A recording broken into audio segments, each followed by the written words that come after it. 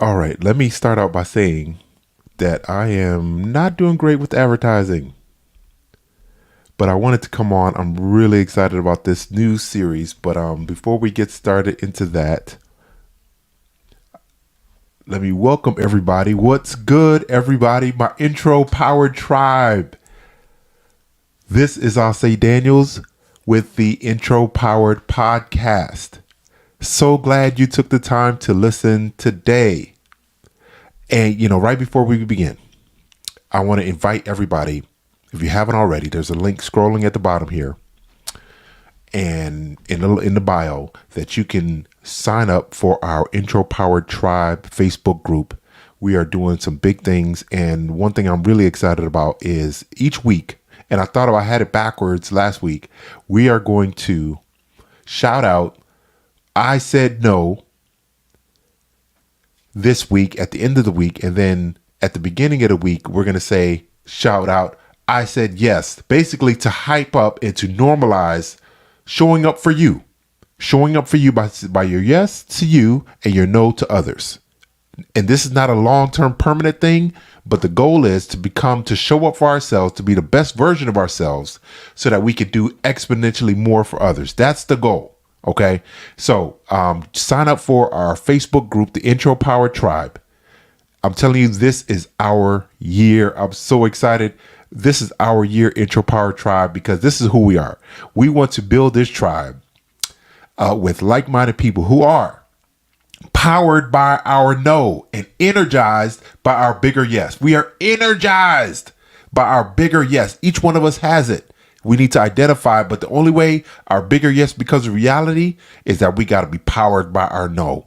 Our no needs to become fluid and just right off the tip of the tongue, because we're saying no so we can say yes to bigger, better things, not only for ourselves, but for others. We could do more for others once we show up for ourselves first.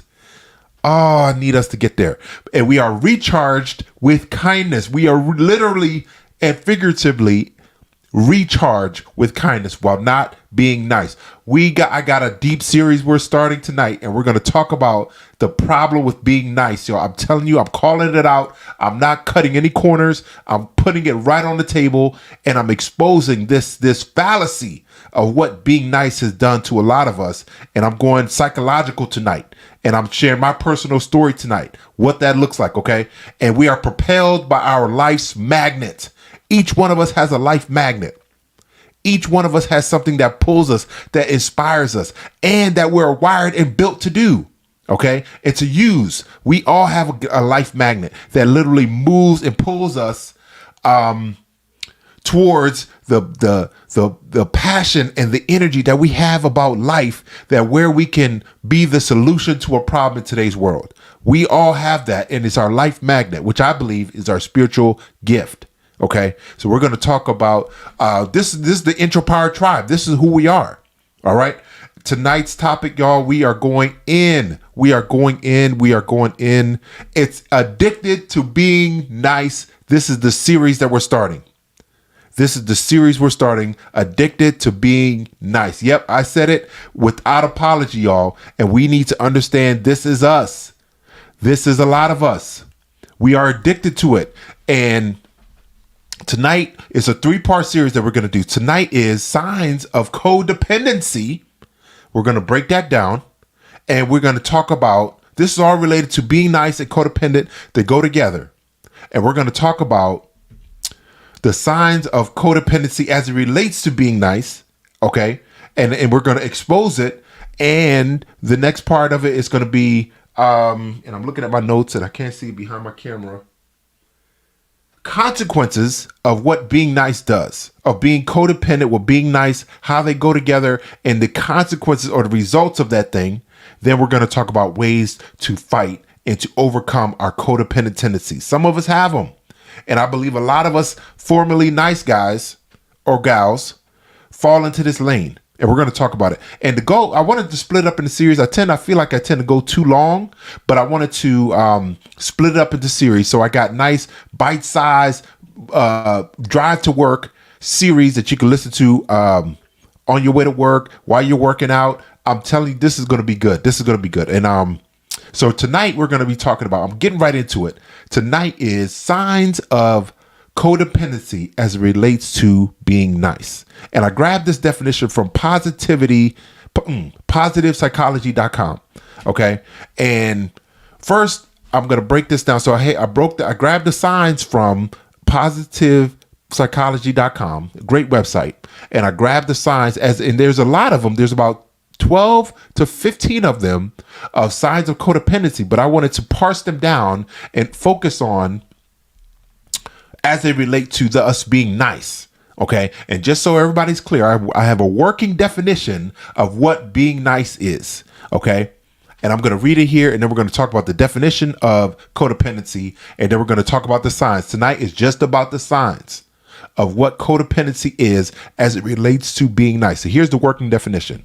It is a subtle, culturally acceptable norm which often uses partial truths and manipulation to gain acceptance, where we deliberately avoid telling the truth to ensure shallow interactions and avoid speaking our truths that makes little or no impact in our lives or the lives of others. I know there's a lot to unpack there. Being nice. Okay, I'm going to slow down and say it one more time because I need us to understand this thing.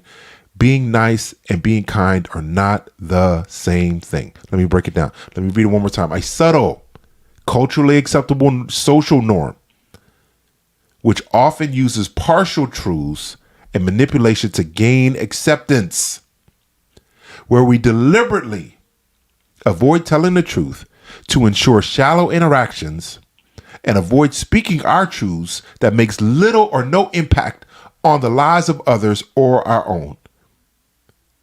This is deep, y'all. Being nice is not where we need to be. I'm telling you, my goal is that things are nice. Places are nice. Like we drove in we were blessed to borrow a Cadillac when we were out of town. And it was such a nice ride that night. That ride was so smooth that if anybody's ever driven the Cadillac, you know that it's like you got a couch in the back and it's just, you can't feel anything. It's just nice and smooth. Things are nice. People are to be kind. I say it without apology, without hesitation, without any quivering in my voice. Okay. I need us to get here. And I'm talking about where some of us are literally addicted to being nice. We are addicted to it because the body and the brain does some things where it's awesome if we apply the principles of the mind and body and the spirit. They're all connected. If we apply the principles of this thing, we can see that the body likes to do kind things, but a lot of times we substitute kind acts, which the body gives a natural neurochemical release that is like a natural high. What we do is substitute kindness for being nice. And the body, and we mess around and try to trick the body to give us that dopamine release, but it comes off artificial because being nice is, again, it's shallow and it's transactional as opposed to deep and transformational. Oh, let me talk about it. First, let me break down the definition of what codependency is. So we talked about what being nice is. Now we're going to talk about what codependency is. I grabbed that definition from psychology.com.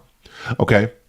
And it says codependency is a dysfunctional relationship dynamic where one person assumes the role of the giver, sacrificing their own needs and well-being for the sake of the other, the taker.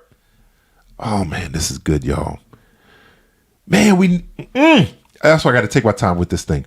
The bond in question doesn't have to be romantic.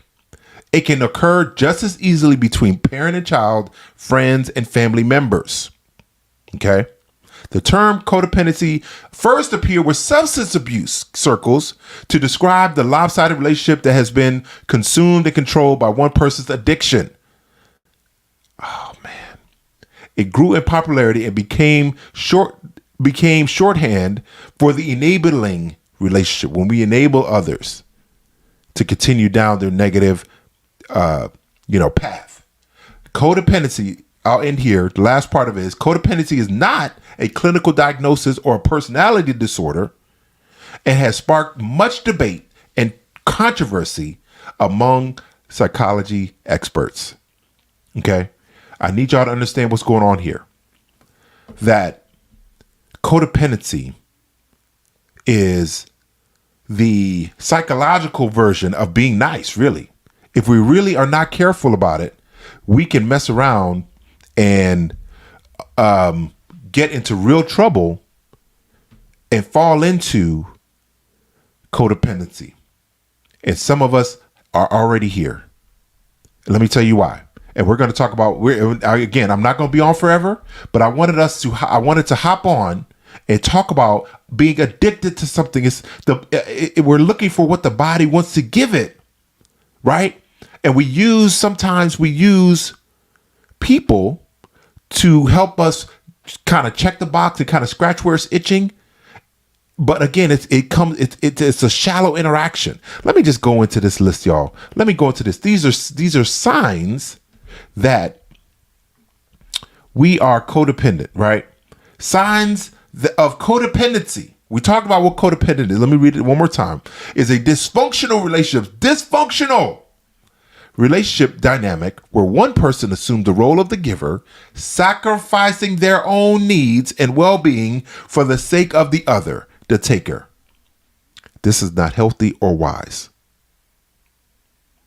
When we sacrifice our needs and well-being for others. This is where a lot of us get manipulated and controlled, taken advantage of. Then we become bitter and despondent. But see, a lot of times we're so nice that we won't even admit that we have a problem, that we're really frustrated and bitter on the inside. Then that leads to burnout. And then we get it just goes downhill. Okay. Listen. Okay. And again, I'm just going to break these down. You got to stay tuned. If you haven't already, join the Facebook group, the Intro Power Tribe. Also, the link is there. You can join. You can sign up for the podcast. If you haven't already, the Intro Power podcast. So we're going to jump on this series, y'all. These are the signs of codependency. I'm going to break these down. Signs of codependency that align with our being nice. Okay. Our being nice. Number one. We know this one. Have a hard time saying no. Now, I'm not saying you're codependent, but we may have codependent tendencies. This is what the breakdown is. We have codependent tendencies that if we have not sat down with a professional counselor or therapist to identify if this is our area of growth, we need to talk about it. We need to get this out because a lot of us are, and formerly known as nice people, is Intro Power Tribe. This is us. Some of us have fallen into this trap and we find ourselves, we say we're being nice. And again, it's a culturally acceptable norm, but the real root of it, the real fire, instead of the smoke, we think we're getting away with it and it's not causing anything negative, any negative results.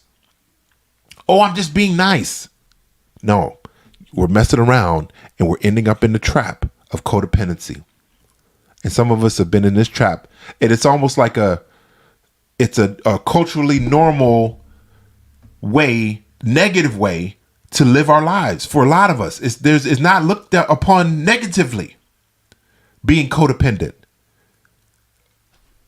Well, no, I meant being nice. Most of us think, what's wrong with being nice? We should want to be nice people. No, 1,000 times no.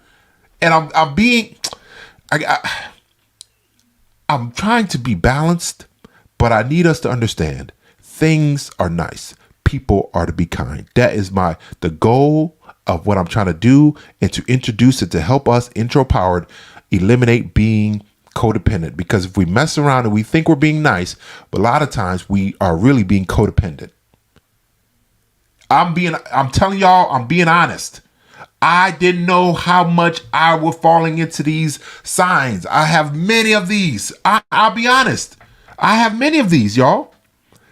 And I've been working through it. And this is the goal of the Intro Power Tribe community, is to help us work through these signs, these challenges that many of us find ourselves being too nice, in falling into the trap of codependency. We fall into this trap. Number one is a sign of it. We have a hard time saying no. Have a hard time saying no. Yeah. We know we don't want to do it. Intro power more times than not, the second someone asks us, or even when we see the caller ID on the phone, we know who it is and what they're going to ask, and we still have a problem saying no. We know we don't want it. We know we don't want to do it. We know we don't have the time or the resources or the mental and emotional bandwidth to do it, but we find ourselves still saying yes. I'm trying to help us understand and be honest with ourselves. If we have codependent tendencies, and we have to address it, or else it's going to affect not only our physical life, our physical bodies, but our spiritual walk. These things are connected. Body and spirit are connected. And I just finished a series about spiritual health, spiritual burnout. I finished all these series. Now I wanted to focus on codependency and how they relate to us being nice. Not even too nice, just nice. Here's the signs: codependency as it relates to being aligned with our niceness. Having poor boundaries. Poor boundaries. Again, here's the definition of boundaries. Is that I'm responsible for myself, but I'm responsible to others. Okay? We need to understand the difference. What am I responsible for myself, my thoughts, feelings, physical body, my bills, my beliefs, my my feelings. I'm responsible for those, for my own. To others is we're responsible to others to help support them when life throws a haymaker at them, and they find they suffer a loss of a family member. They might have an addiction problem. They just lost their job, just had a breakup, divorce. These are where we need other people to walk alongside and to help lift us up and to support us. The Bible calls those burdens. Galatians 6 breaks us all down beautifully. We are to bear one another's burdens and so fulfill the law of Christ. What is the law? The law of support, the law of going alongside, the law of walking along and being in the valley when someone is going through hell in their life. I mean chaos and pain. We need people to do this alongside of us. If we do not, we're going to have problems. We think we're being strong, quote unquote. And a lot of times it's a lie. It's a false presentation to others that we're okay when we're really not. Let me keep going. Signs of codependency. This is the third one. Feeling compelled to take care of people. Man, compelled. Like we'll get up out of our bed in the middle of the night. We will spend money we don't have on things that we shouldn't. We just go over and beyond, feeling the desperate need that if we don't, something bad is going to happen. Now, I'm not talking about parent and child. I'm not talking about when someone is struggling through an addiction. We have to support something significant in their life. But I'm talking about these people. We feel compelled to take care of others that are just simply irresponsible, and we don't want to let life teach them. We want to bail them out. We want to enable them to continue down their negative path. Come on, let's be honest. We know who these folks are right now. We have them on our caller ID. They're in our text messages. They're in our DMs. We know who they are, because it's not that you helped them the one time and they were good. They repeatedly come back to you over and over and over again with the same problem. They haven't grown, they haven't matured, they haven't taken responsibility, but they want you to bail them out. If we keep falling into that trap, we may have symptoms of codependency, which I'm looking at is synonymous with being nice, not kind. It's not kind. when we keep bailing someone else that doesn't want to take responsibility for their own actions. And I use this example all the time. Working with teens and parents and, young adults, and, they got the son in the basement that doesn't want to, he's 25, 30, 35, 40. He's just, mama is there buying the food, filling up the refrigerator, but he's sitting there with no desire to get a job, playing video games all day, trying to get on the latest new quick fix, latest hustle to try to get the Bitcoin and try to all these different schemes to get money quick, but nothing's really coming to fruition. Not going to school, not studying, not investing in themselves, not reading, not taking care of himself, but waiting on mama to wash his clothes and all these things. I tell parents all the time, when you have someone that falls into that line, tell them you got 3 months. You got 3 months. You can't live here anymore. You got to go figure it out. I'll support you. Again, remember, we can support. Now, short-term support to help that son or daughter make it. We can support them. We can help them get their resume together, get some clothes for the interview, little small things. But in 3 months, they're out. Because what you're really saying is, I believe that you're able to do this, and you no longer need my direct hand holding in order to step out and to, begin taking care of yourself. Again, responsible for. I'm not talking about the folks that have, again, short term, maybe they have some emotional challenges or health challenges. I'm not talking about those. Those are the people that we are to come alongside to support. The law of love, carry one another's burdens. We're not talking about those folk. I'm talking about the straight, irresponsible individuals in our lives. We all have them. We know somebody right now. We can, if I had to say, post it right now, share it with me, make a comment. You know who it is. You know who it is. Irresponsible. And like, here they go again. The same sad sob story. But we just fall into it. We feel compelled to take care of other people. And if we're not careful, we'll enable their irresponsibility. Next one. Having trouble communicating honestly. We might mess around and feel and have signs or symptoms of codependency, which align with our being too nice, when we have trouble communicating honestly. I feel this way.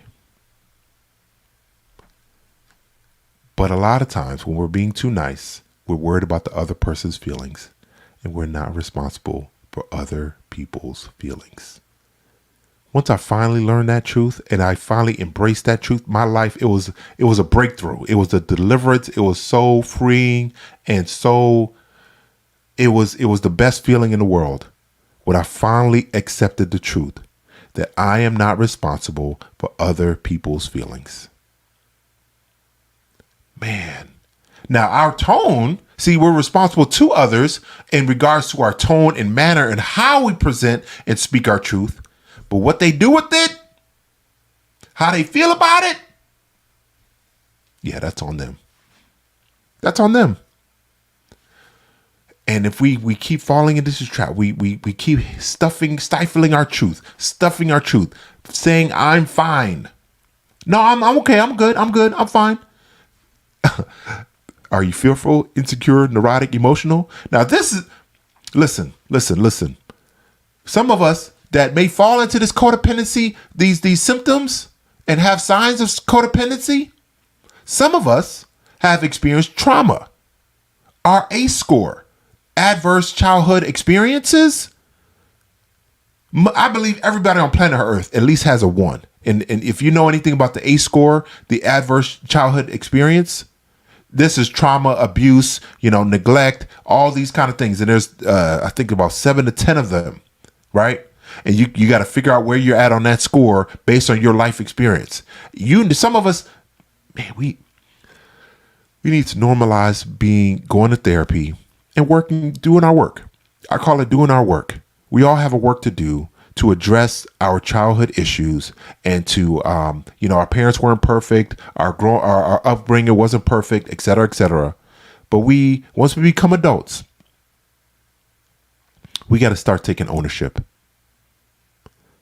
not negating and giving permission or being comfortable with those individuals. What they did was wrong, but how we choose to respond is our responsibility, and we need to be able to move forward. We need to forgive, but not see, again, forgiveness does not mean we give permission and the door is open for that same situation or abuse to occur again. That's not forgiveness.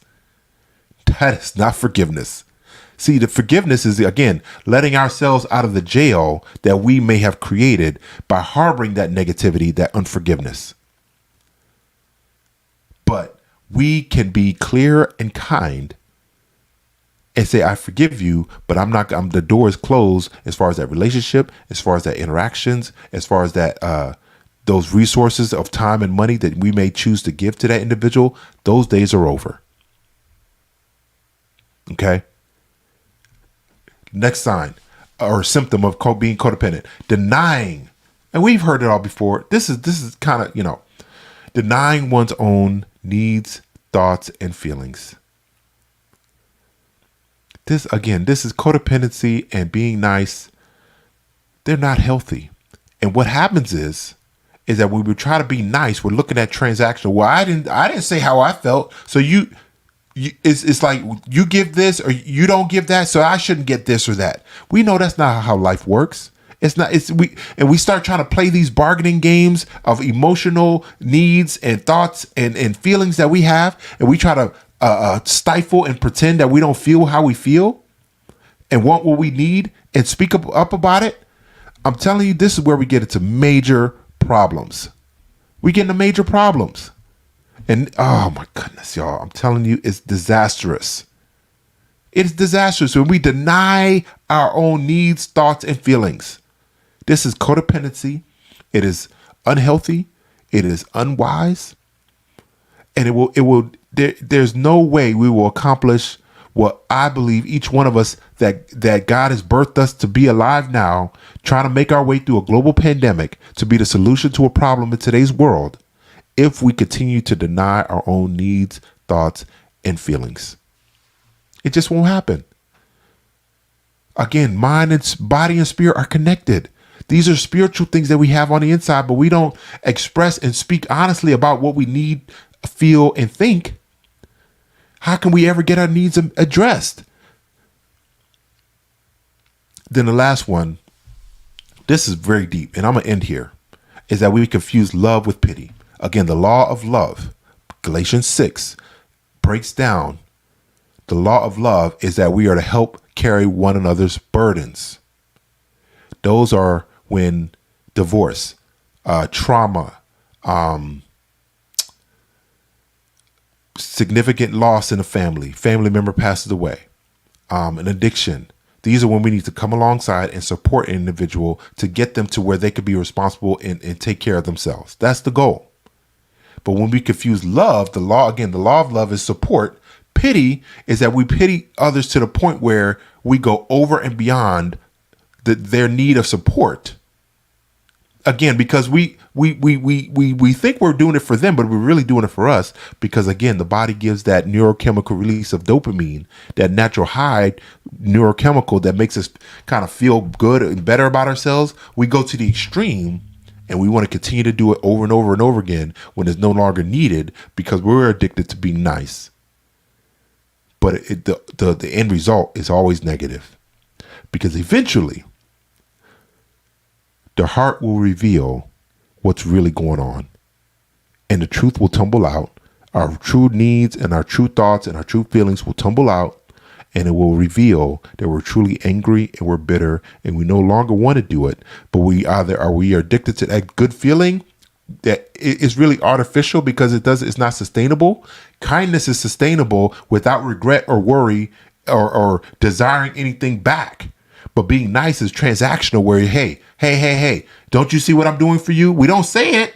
We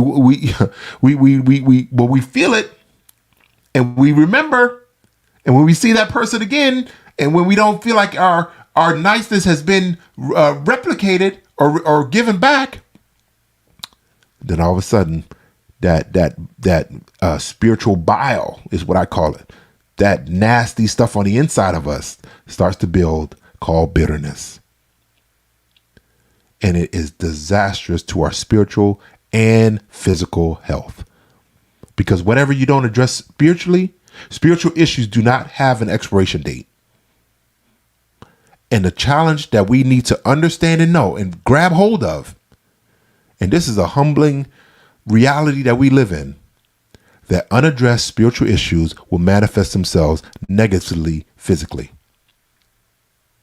either in a mass, or in ulcers, or in headaches, or a lack of sleep. Again, and we're going to get into this in the last part of the series. But let me tell you something. When we start being honest, that's our way. That's the one part of the journey that will help enable us to leave these codependent ways and habits and addictions in the past, and to step into what true kindness is all about. True kindness is when we can give without expecting anything in return, and knowing that as we give, the Bible says, give and it shall be given unto you. It's a spiritual principle. And I don't know about you all, but I'm looking forward to living this out and experiencing God's best. Some of us don't have God's best, and we're settling for sloppy seconds. And I'm tired. I'm done with it. I'm done with it, y'all. I want everything that God has for me, but I got to be honest.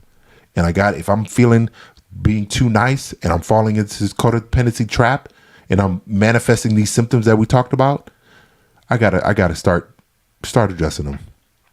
And by the way, we can our friends can support us, but they are not our therapist. We need a therapist. We need a counselor to help us address and be honest. Some of us will never have a more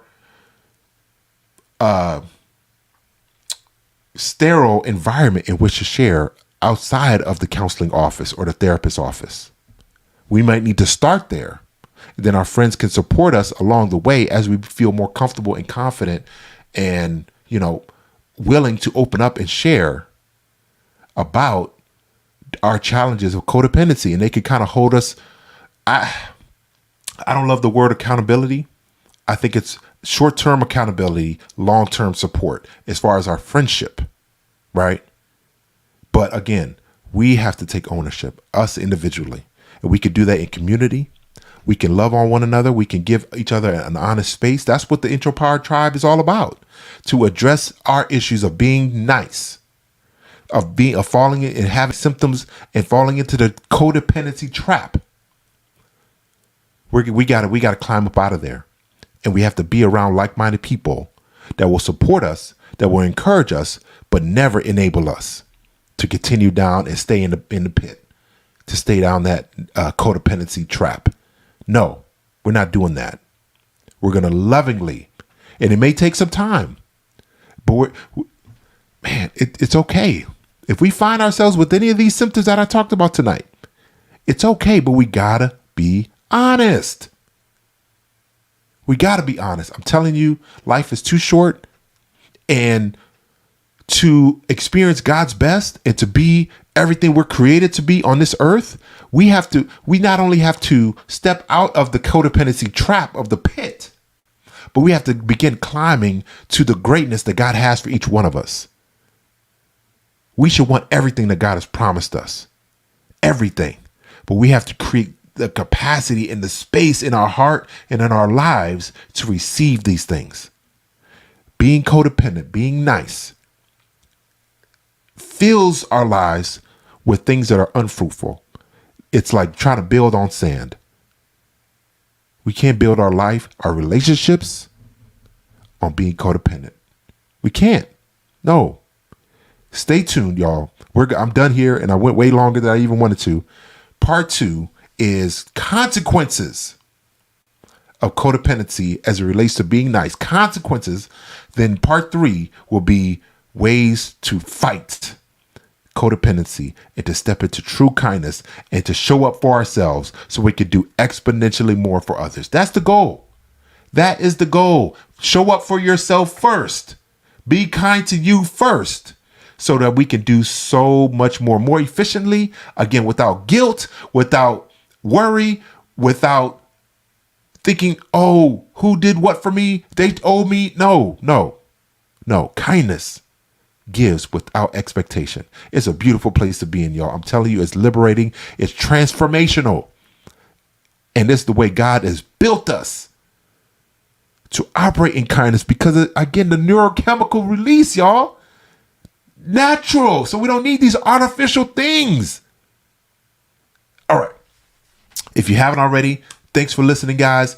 If you haven't already, join the Facebook group, the Intro Power Tribe. And remember, nice people do finish last, but kind ones rise to the top. Let's go.